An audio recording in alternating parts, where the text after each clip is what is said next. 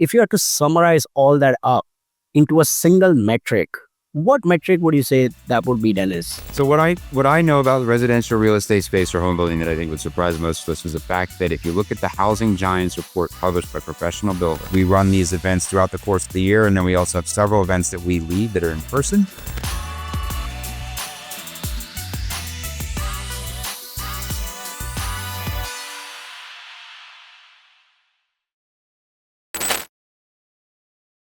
Hello and welcome back to the Masters of Real Estate. This is Nick Shah. I apologize for my voice in advance because I'm, going through a cough and cold right now. But I'm very excited about who we're going to learn from today. Dennis Steigerwalt. Dennis, how's it going, buddy? It's going well, Nick. Thanks for having me. Yeah, seems like you're joining us from the great city of Pittsburgh. I'm a fellow, diehard Steelers fan. Yeah, and I'm doing that coming off a big win last night. So the energy levels are high around the city today. 5-2 with change at quarterback. We'll take that any time of the year. Seems like this could be a year, but I always say that every year.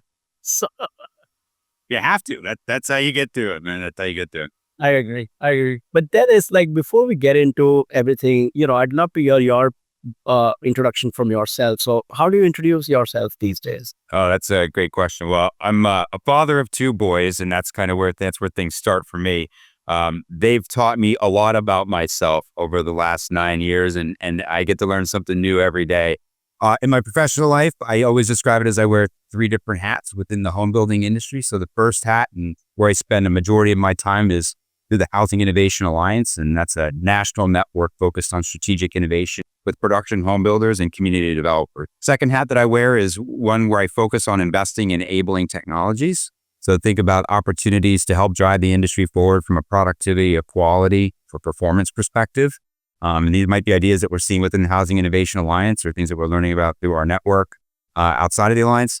And then I also am a small scale real estate developer. So I know we'll talk about this in a little bit, but I've done some full renovation and rental type projects here in the city of Pittsburgh, and then built up a passive income portfolio that allows me to invest in those enabling technologies as well as get into some new home construction as well. We'll highlight one of those projects that I'm really excited about as we get further into the conversation. Wow.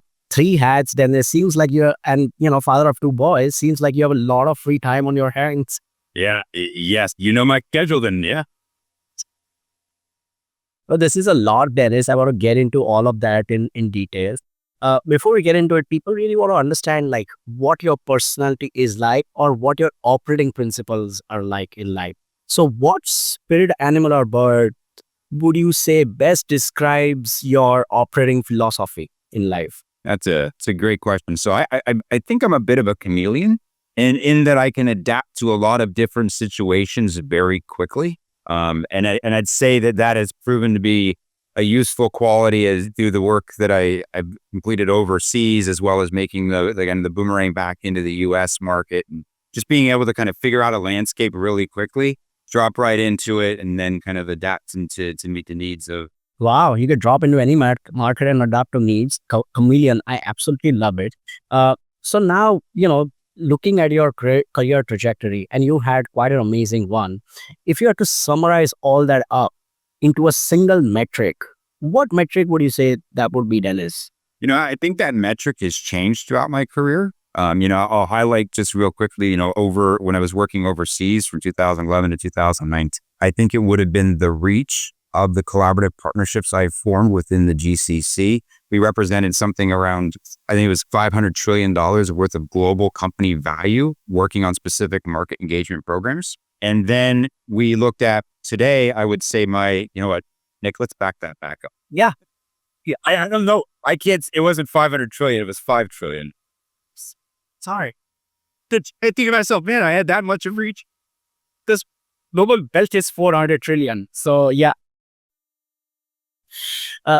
A chameleon sounds amazing, Dennis. Seems like you can adapt to different situations very quickly, and seems like you worked overseas, worked onshore, and adapted to different situations. But now if you look at your illustrious career so far that got you to today, what metric or metrics would you say, summarize your career so far? Yeah, it's a great question, Nick. So I think that metric has changed over time, but there's kind of 2 key numbers I look at. So one is the first chapter of my career within the residential construction space was primarily overseas, and I was working on national market engagement programs in specifically Saudi Arabia. And one of the key initiatives was to form a global set of collaborative partnerships with product manufacturers looking at manufacturing and distribution opportunities in Saudi Arabia. At that time, we organized a series of partnerships that had about $1 trillion worth of market capitalization across them, which was pretty substantial. So to have that level of reach and influence and drive that value into a specific country was fantastic. And then I'd say more so today, my emphasis is really around the U.S. market and the influence that the network we've created with the National Alliance has. And I'd say if you look at the production home builders and the master plan community developers that we work with in our network, as well as the building product, we have reached into just about 1 million housing starts a year. So we're able to really move the needle with the discussions and decisions that we're having within the network. Wow, that's a very varied housing career trajectory. Seems like you worked on manufacturing distribution industries, and you right now are working on real estate, specifically residential real estate, and specifically focused on building more residential real estate. That's been quite a career. But let's start all the way back to zero, when you hadn't hit all these metrics and hadn't had such an illustrious journey so far. When you look back at the past, what led you from, going from finishing accounting and finance in the University of Pittsburgh to ending up in Saudi Arabia and talking to, companies worth 5 trillion in market cap? Yeah, so I'd say a lot of it has to do with just showing up, right? So I was taught at a young age, you have to be there to make anything happen. It's kind of that you miss 100% of the shots you don't take metaphor, right? But I think for me, my 6-year-old self wanted to be an architect. I have the photos to prove it, with the school parades and these types of things when I was young. Over time, that evolved to follow in my parents' footsteps, which was much more looking at being an entrepreneur, but within various services that really were beneficial to kind of the community and that kind of thing. So, like for example, my father runs a transportation business that's been in second generation. It's served the needs of customers all over the country, but started with steel and it's moved into much more complex products. And my mother owned a series of salons around the county in which we grew up in. So I was constantly kind of watching my parents create value for the communities they were in, serve the needs of people both professionally and personally, but then also kind of watching how they got to craft their own schedule and really take control and ownership for the decisions and the outcomes. Now, I'm not going to say they always had the best schedules, but they were always there for us when we needed them. And so that was something that I really grew into. And then I worked with my family to attend university. So I went from Eastern Pennsylvania to the University of Pittsburgh in 2000. I signed up for individual school to work in I got a degree in accounting with finance, invested a dual degree, had a dual minor in econ and white collar crime, and kind of understood the mechanics of how land a businesses are established and how they kind of understand where some of the temptations could come from within organizations to veer off financially. So really packaged that up and understood how we could take that and translate it into the entrepreneurial environment. So my first chapter though was not in construction, although I always liked the hill. And Yeah, Dennis, let me just stop you there for a second. Your voice is completely muffled out for some reason. oh, really? Yeah, now it's fine. Yeah. Interesting. Okay, maybe I was waving my hand in front of the mic. Sorry. Just fingers down below. I don't know. All right. So, all right, where do you want to get back up here? I'll take it. I'll help you take it back up.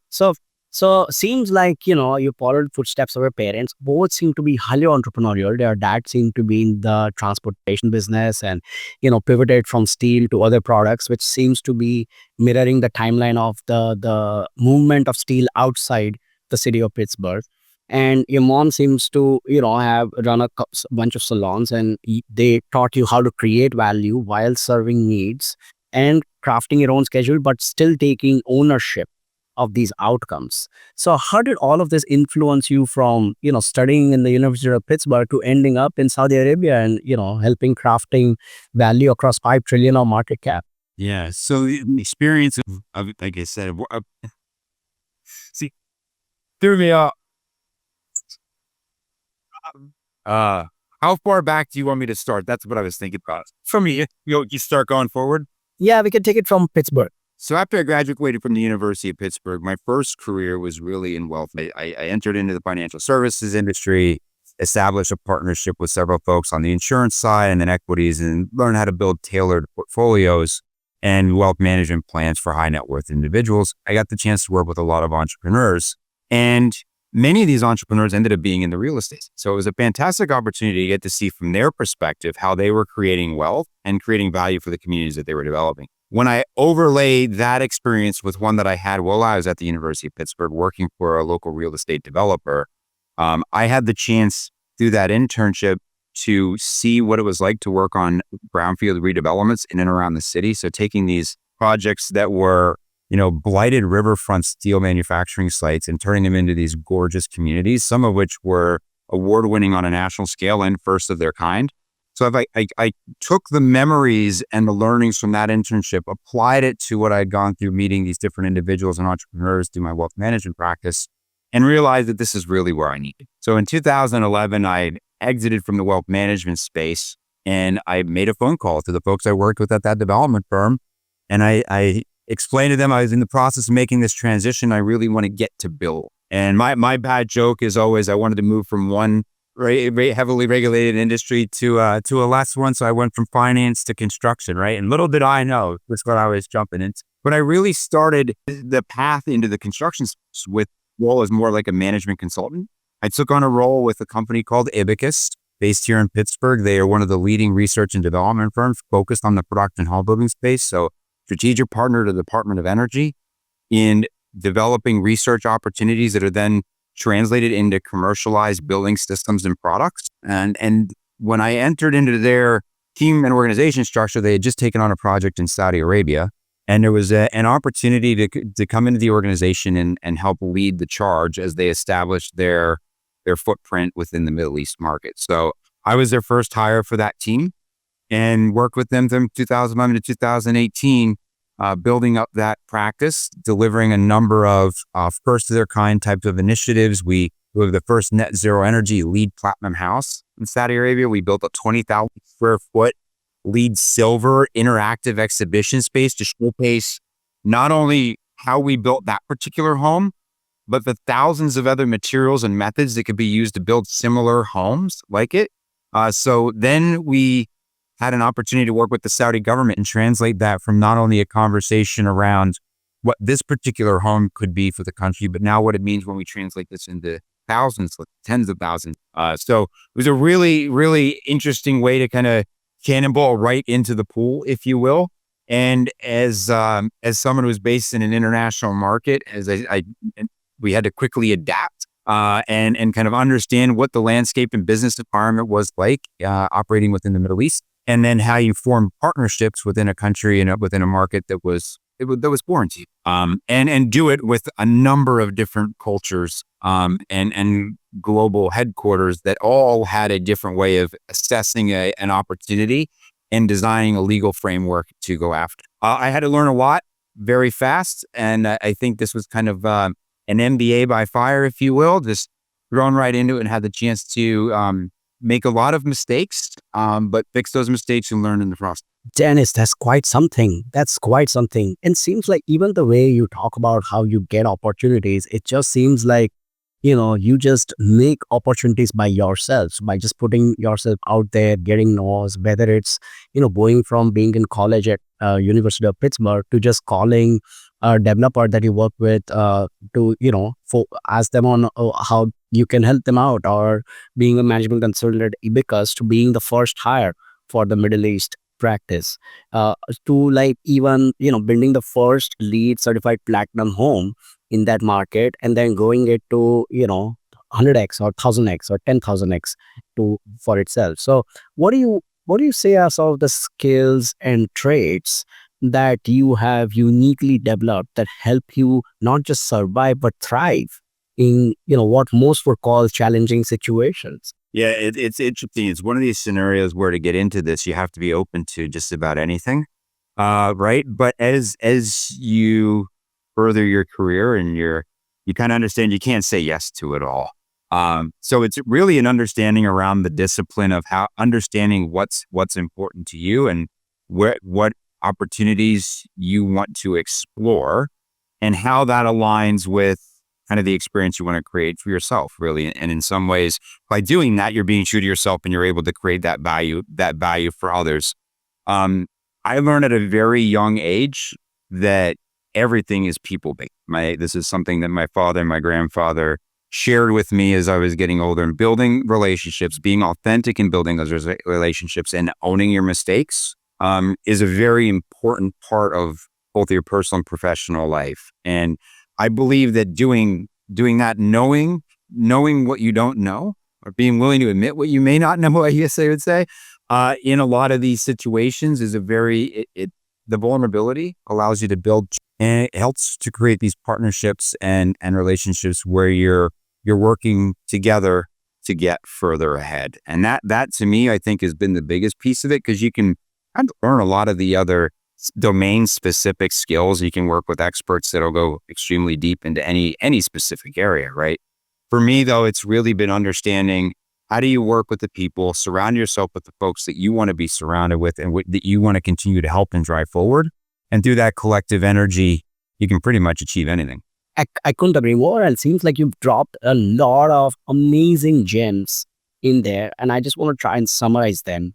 So one thing you said is, you constantly had mentioned that you have to create value for others, right? Which is, you have to be true to yourself, but focus on creating value for others. The second thing you mentioned is, be authentic, be vulnerable. Everything is people based, right? And the only way to work with people of different cultures, different countries, different industries, ecosystems very, very quickly is to, one, focus on them, how you can create value, but two, when you are putting yourself out, be vulnerable, be authentic, own your mistakes.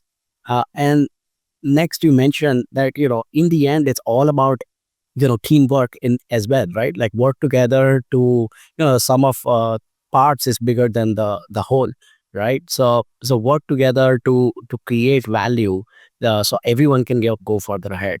Would you say this is the right summary and the right perspective as you're thinking about this? Yeah, I think you did a great job, Nick. I have to get you to come in and work on some of my scripting with me. I try. I'll try. So, seems like, this was an amazing phase of your life. You went from, college and just learning the basics to, working in management consulting and being first hired in a new, not just country, but a region, and scaling it exponentially well. What prompted you to leave all this behind and come back to the US? Well, as working in any foreign market can be, over time, you kind of had this itch to return home, let's say. My oldest son was born in Dubai. My wife and I were pregnant with our second son, and we had a lot of family that were really looking forward to spending more time with the kids as they grew up. So in 2017, some very specific changes happened within the Middle East markets, and it was an opportunity to kind of look at starting to slowly kind of make that return. So my family came back in 2017. I continued to travel back and forth for another 2 years and kind of wind up strategic programs that we started. And then I jumped right back into the US market. And at that point, now remember, I said I started my construction career in 2011. So I had not worked at all within construction. So this was a very interesting conversation. I don't want to say it was like I was starting over again, but it reminded me in many ways of what I had done in 2011. Like, and all new and it's all fresh. Now I had certain relationships, the folks at Ibicus who are very well established in this market. There were a number of building product manufacturers I was working with at the GCC and Saudi market that were also working here in the US. So I was able to kind of translate some of those conversations and those lessons learned. But in many ways, it did require me to kind of start fresh. But it allowed me also to get back into a market where I understood all the rules of the game. I agreed with them, but working in your home country, it's a bit easier to kind of dive right back in and start to swim with the school, if you will, and understand where the rules are, what boundaries you have to work within, and how you can get some projects executed. So that was kind of the reason for the change back. It was really around family and the opportunity and desire to get back into the U.S. market, start to build myself and with a network of like-minded folks. Yeah. And seems like, family brought you back, but real estate kept you engaged. And coming back in the US market, looking back at your background, seems like you started working with, startups, start working in the venture capital space. What was your journey like then in the last 5 to 7 years? Yeah. So in 2019, I officially started working with the Housing Innovation Alliance, and the Housing Innovation Alliance is founded by Ivigit. So the relationship we had with their organization and the work we had completed together in the Middle East allowed us to work seamlessly as I came back to the US and look at the opportunity in this organization. So the Housing Innovation Alliance itself was around since 2008 and developed between Ivigit and the Department of Energy's Building America program. So they had a very strong and credible platform as it relates to advancing the home building industry through strategic partnerships with some of the largest home builders and largest building product manufacturers. When I stepped in 2019, the idea was, how do we expand the scope of that? How do we look for the opportunity to bring in other stakeholders, specifically capital providers? Because if we follow the money, we'll see where the market's going to move. And if we can guide the money, even better. So the idea there was expand the reach, look at different stakeholder groups, get really focused on how we serve the folks that are most interested in the themes and the conversations we're leading around innovation and strategic growth and then build the platform out from there. So how do we kind of consider it almost a refounding, if you will, of the organization? And so I stepped into that at the end of 2019, as I mentioned, and it was a great learning experience getting to know the team and the network. As we're all familiar with what happened in the early part of 2020, every plan I laid out, just like everybody else, was completely reinvented. So I had an opportunity to really reflect on who the organization was throughout 2020 and make any additional changes, because now that the whole industry had been shaken and we went from our people going to be able to buy, to we can't even come close to satisfying demand. It's there. It was some very quick changes within the home buildings. So to be in the room, to be a part of that, and to be building relationships within that mix was, I'd say, a really unique opportunity and a unique moment in time, because we were there to serve the industry as best we could with all of the challenges they were facing. Although many of which we could not directly address, we were able to facilitate and create a lot of conversation with the right parties that could help overcome these barriers that we were running into, whether it was supply chain related, labor related, entitlements and permitting. So really kind of connect the dots amongst our network. If we look at the seeds that were planted during that time period and kind of where we've evolved to over the last few years, it's really led us to continue to build that base around folks that I will say have gone from being interested in being aware of what's going on from an innovation perspective within the home building space, to taking that interest and becoming really curious about what it can mean to their business, and taking that curiosity a step further and actually committing resource and allocating budget and time to being able to bring these ideas and concepts into their business and driving it forward. So these businesses existed at scale. This interest that existed at scale prior to the last 5 years. But now what we're seeing is a willingness and an openness to converse about it. There was a thrust of capital into the space, worked very well from a timing perspective, again, to build this base. And now I'd say one of the things that excites me the most is we have actual data that indicates that there are more builders today with a dedicated R&D and innovation function than there historically is. And the group that has made this commitment is continuing to grow, both that within their individual organizations, these resource bases are growing, but more and more builders are coming along on that journey. And we want to be here, and I want to be here to be that platform to keep them connected so we can bring the people, the ideas, and the capital together to continue to move the industry forward. So that's what gets me the most excited about what we've been doing the last 5 years and kind of where I fall into that. If you then think about what that means for those other hacks that I mentioned to you, kind of the nights and weekends hobbies, if you will, that I'm involved in, the idea and opportunity to be able to invest in some of these technologies directly to help move them through so the gauntlet, if you will, that they're going to face, and help them the value proposition truly get refined and showcased has been exciting. And then also being able to kind of walk the talk and showcase some of these solutions and concepts within the development projects my team and I execute here in the city. Fascinating. Fascinating. So seems like you took over Housing Innovation Alliance as a part of your coming back from Saudi Arabia and focus on US strategy with Ibicus itself.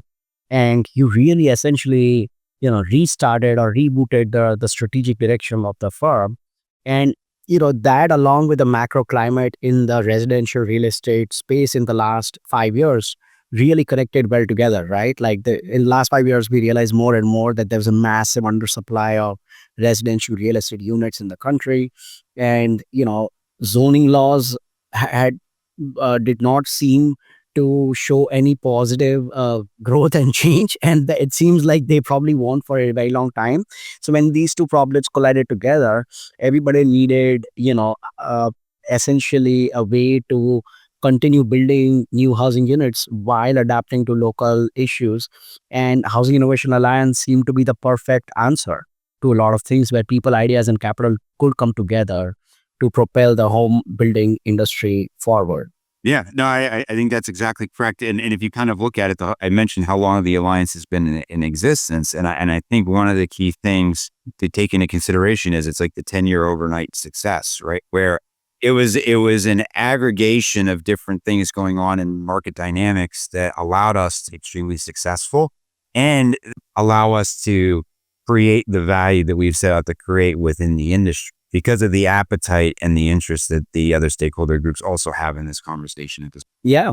And for anybody running an industry alliance group, the two questions people always ask is, number one, are you actually, talking the talk or walking the walk as well? And you seem to be walking the walk because you seem to be implementing the best ideas as your own, development activities in Pittsburgh. And the second is like, if you have access to the best people and the best ideas, why not invest in them? And seems like that's what you're also doing through your venture and efforts. Is that the right perspective?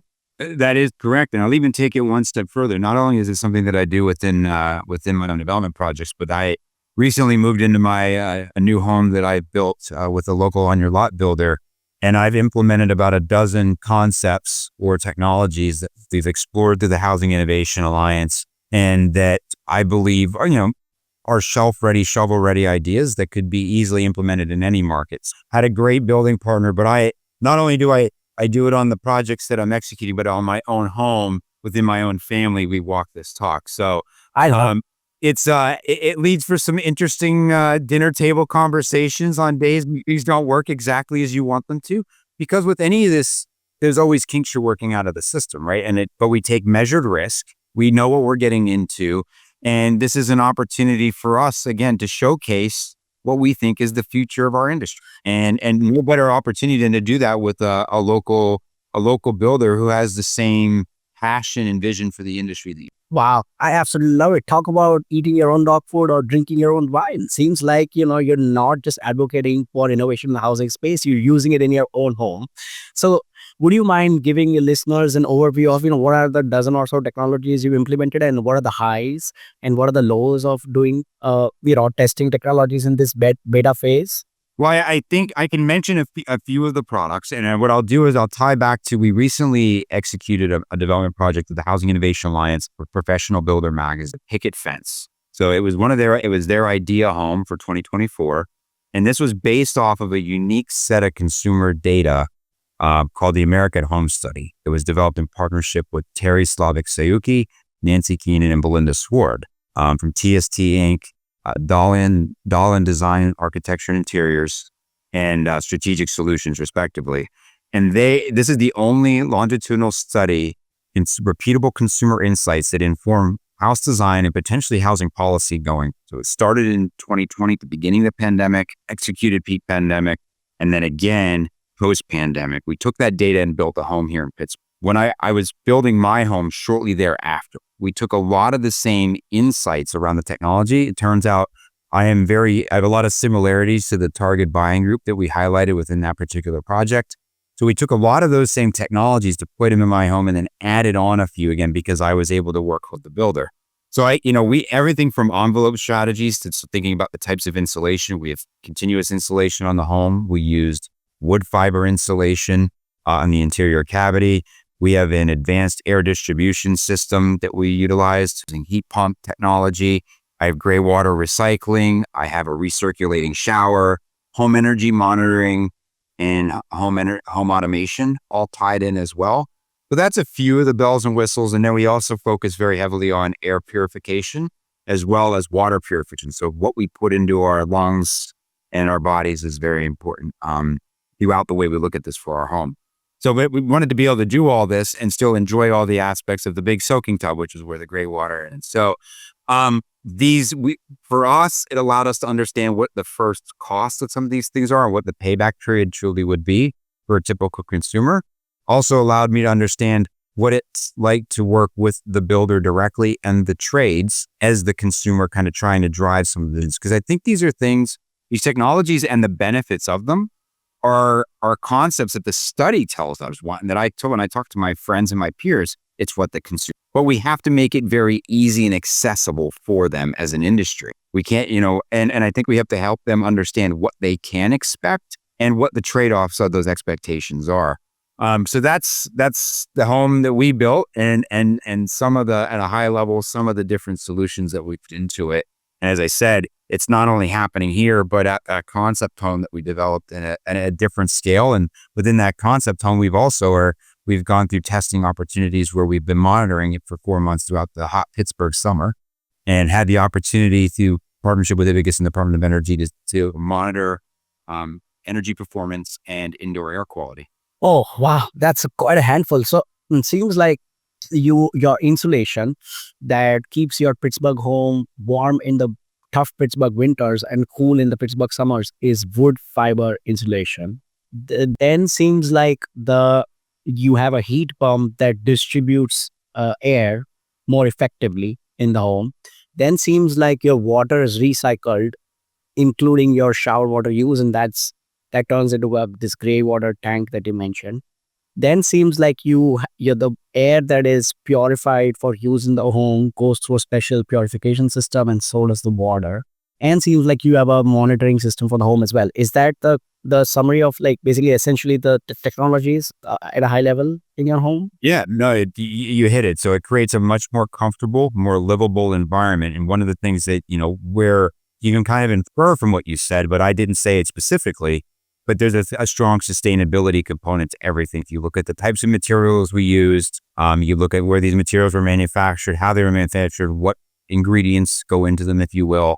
Now, there were certain trade-offs we just had to make, existing supply chains with the builder and the trades, and certain product availability and pricing.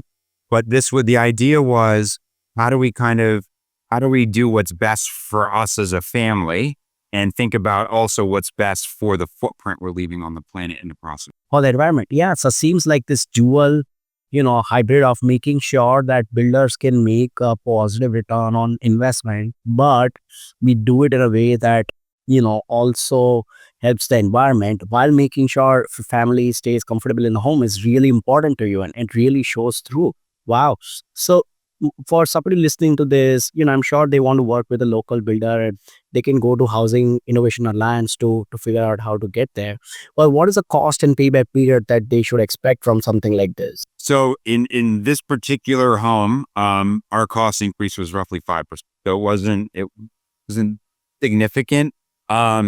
It will vary based off the type of solution that you work with and the trade's familiarity with some of these technologies. I mean, if there's a learning curve and you're paying the cost of the learning curve, that'll obviously have a different impact. But yeah, I think it's kind of safe to say that if you really, really work at it, this 5 to 10% cost increase is achievable. And then you can push yourself even a little harder, and then you can be able to receive some of the federal tax credits to help offset those costs. Exactly. If it's 5 to 10% now, as the economies of scale improve, this is going to be much more cost effective down the line, might even be cheaper down the line. Plus, I'm sure there are positive cost advantages to down the line, right? In terms of your water bill's not going to be as high, your heating bill's not going to be as high, all of these. So it seems like it's going to pay itself back pretty effectively.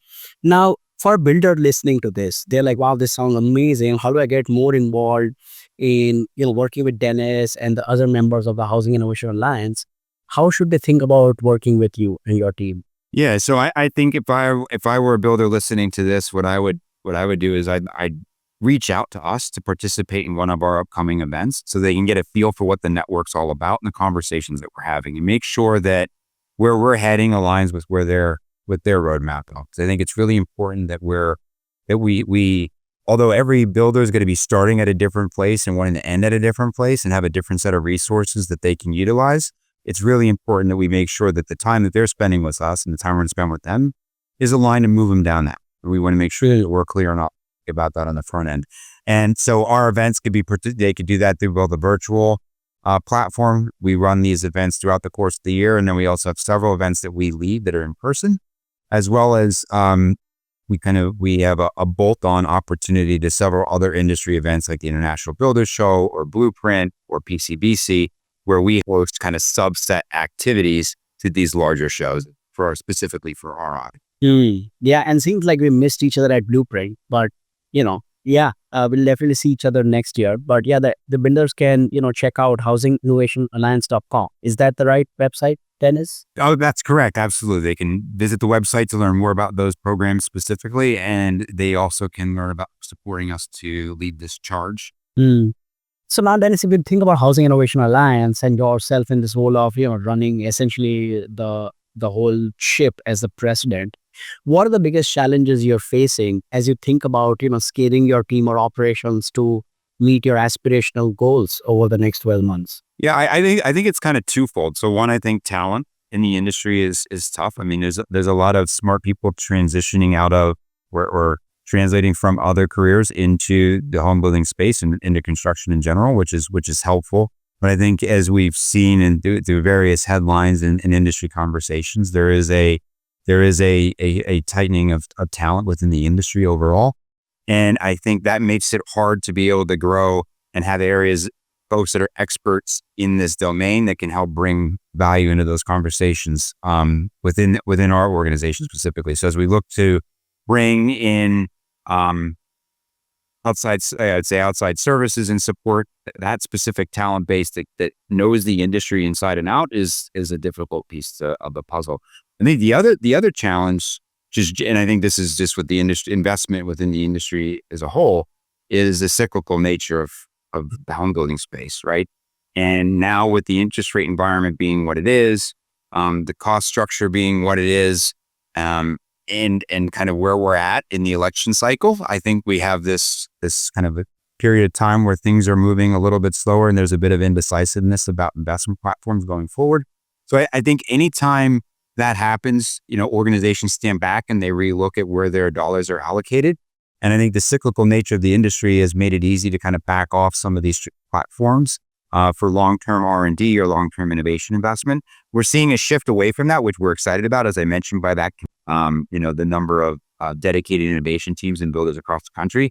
But it still is one of the challenges I think that the industry faces is that if times get tough, it's one of those areas where we need to keep the lights on. We need to focus on delivering projects. We don't necessarily get to focus on the benefits that we're going to receive from these programs 3 to 5 years now. Yeah, completely agree. Yeah, talent and the cyclical nature of the home building industry are definitely tough challenges.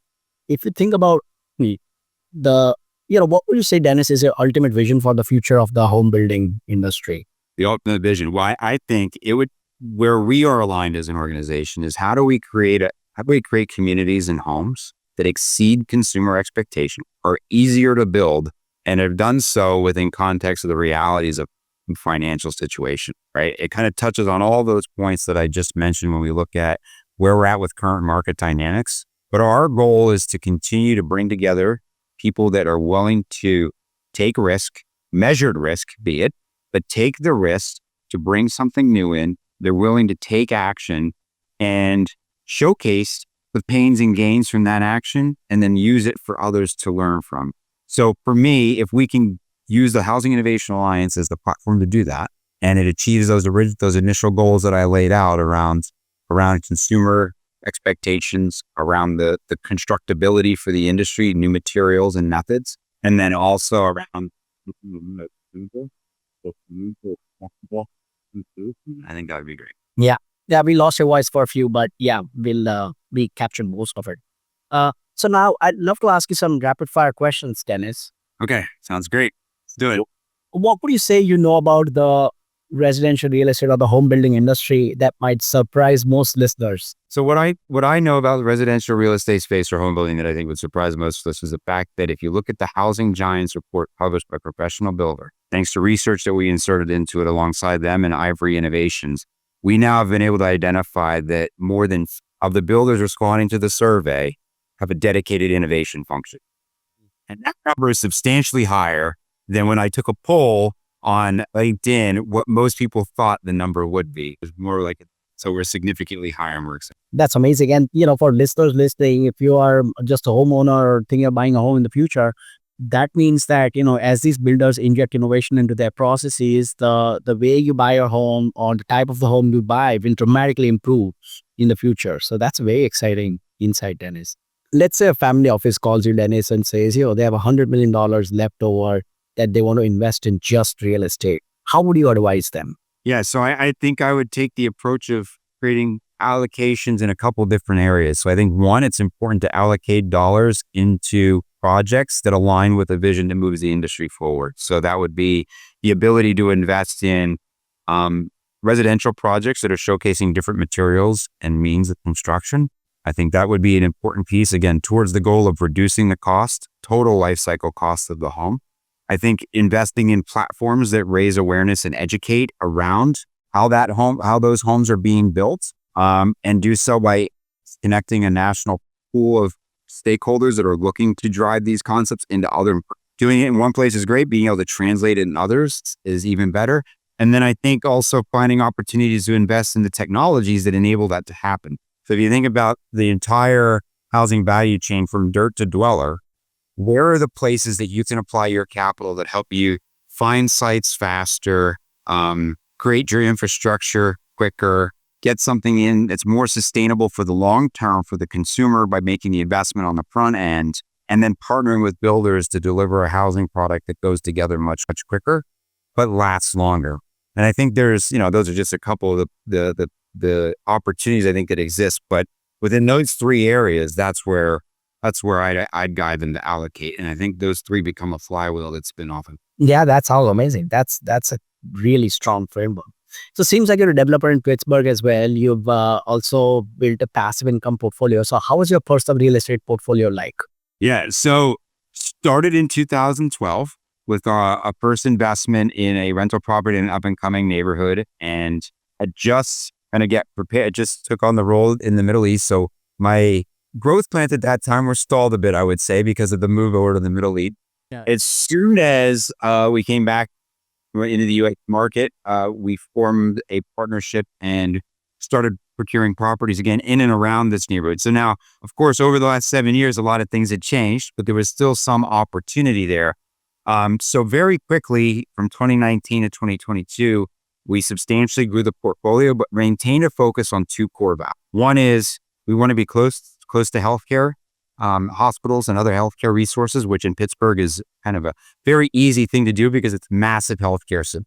And we also were close to the educational institutions. And so we had residents from the healthcare constantly churning through the city, traveling in from other markets. And we had folks attending undergraduate and graduate programs at some, nation-class universities within the city. And Pittsburgh's cost of living is much lower than many other cities that these folks are transferring from for both industries. So it gave us an opportunity to create a very new housing product within some of these existing units.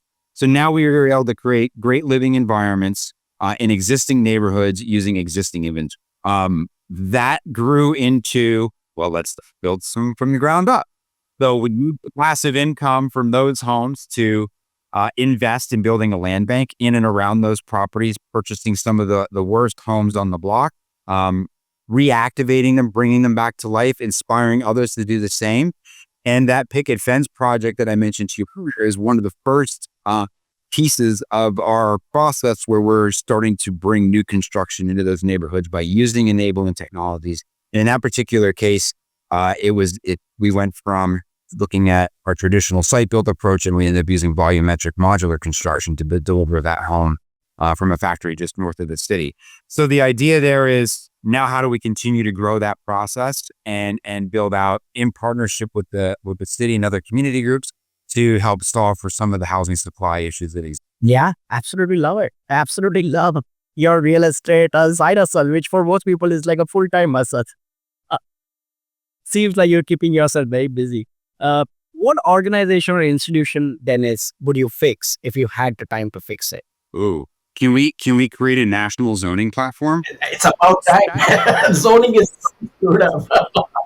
We could dive in there. I don't know if we have enough time to talk about the nuance that would involve, but how do we get, national and statewide building codes that translate across jurisdictions, so we get from 36,000 down to a number that's manageable.